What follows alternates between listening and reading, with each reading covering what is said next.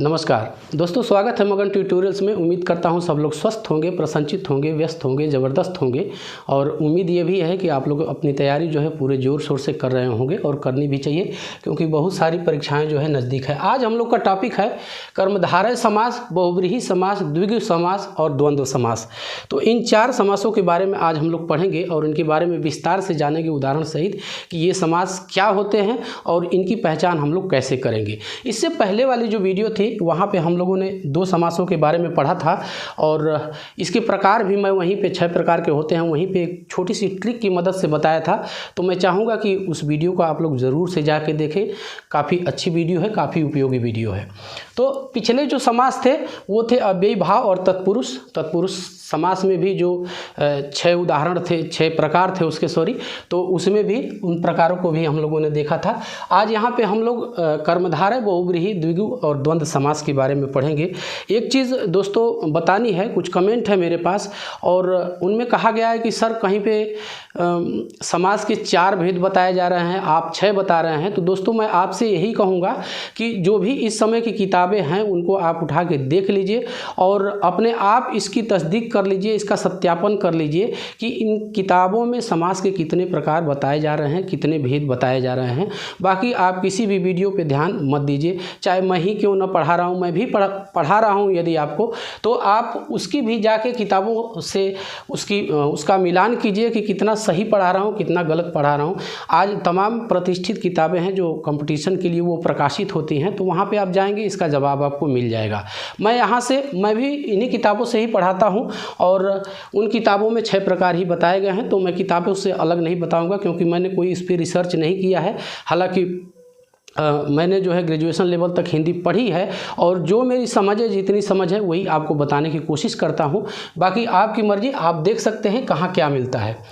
चलिए, पहला जो समास है वो कर्मधारय है और इसके बारे में हम लोग जानने वाले हैं। तो शुरू करते हैं इसको।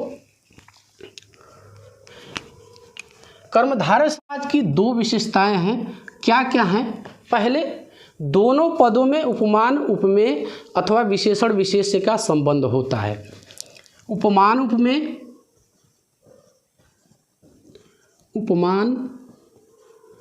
उपमेय या फिर विशेषण विशेष्य।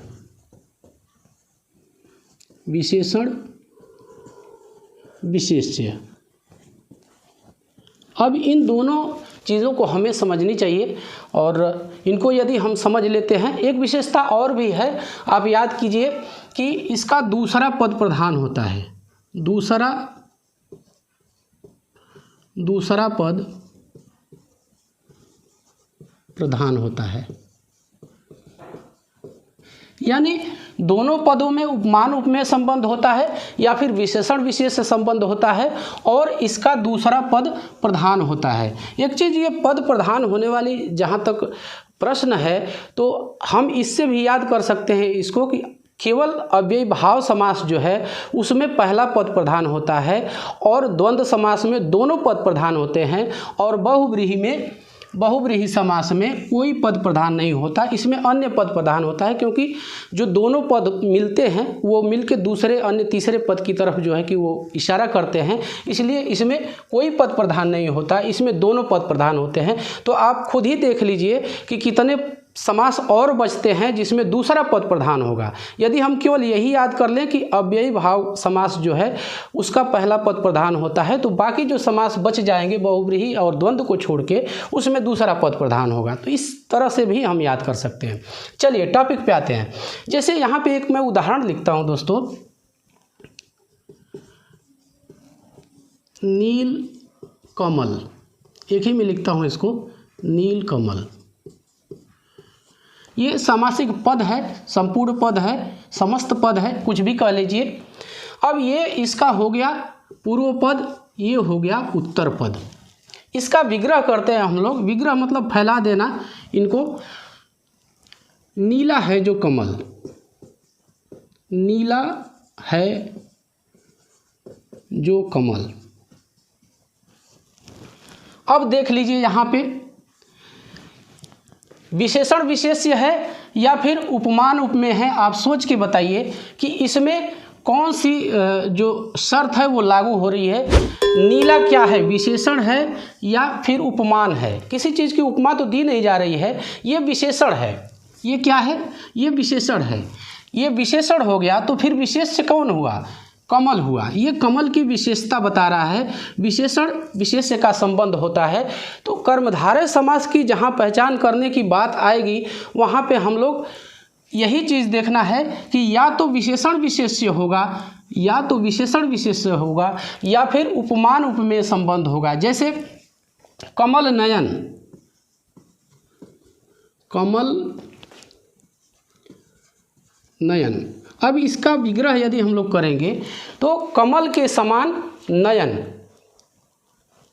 कमल के समान नयन, यहाँ पे कौन संबंध स्थापित होगा, यहाँ पे संबंध स्थापित होगा उपमान और उपमेय। उपमेय कौन है, यहाँ पे हम समझते हैं उपमेय कौन है, तो उपमेय नयन है और उपमान क्या है, कमल है। उपमेय मतलब जिसको उपमा दी जाए। जैसे कोई सड़क पे बहुत पतला आदमी चलता है, जो बहुत ही पतला दुबला पतला हो, तो उसको हम लोग कह देते हैं कि देहात की भाषा में कि पत्ते जैसा है या फिर छड़ी जैसा है। तो ये भी हम उपमा ही देते हैं। तो जिसकी उपमा देते हैं वो हो गया उपमान, और जिसको उपमा देते हैं वो हो गया उपमेय। ये हो गया उपमान और ये हो गया उपमेय। आप लोग समझ गए होंगे। और भी इसके उदाहरण हो सकते हैं, जैसे चरण कमल, चरण कमल, ये सब उदाहरण है। तो कर्मधारय समास आप लोग समझ गए होंगे। दूसरा हमारा है बहुव्रीहि समास। इसकी क्या विशेषता होती है, इसमें कोई पद प्रधान नहीं होता, न तो प्रथम पद प्रधान होता है और ना ही दूसरा पद प्रधान होता है, यानी उत्तर पद प्रधान होता है। इसमें दोनों पद अप्रधान होते हैं, दोनों पद अप्रधान होते हैं, यानी प्रधान नहीं होते। और ये दोनों पद मिलके किसी अन्य तीसरे पद के तरफ ये संकेत करते हैं। ये दोनों पद मिलके, दोनों पद अप्रधान होते हैं और दोनों पद मिलकर ये तीसरे पद की ओर इशारा करते हैं, तीसरे पद की ओर ये इशारा करते हैं। उदाहरण देखेंगे हम लोग समझ जाएंगे। जैसे एक उदाहरण हम लोग देख लेते हैं, नीलकंठ, नीलकंठ, इसका विग्रह करिए। नीला है कंठ जिसका, अर्थात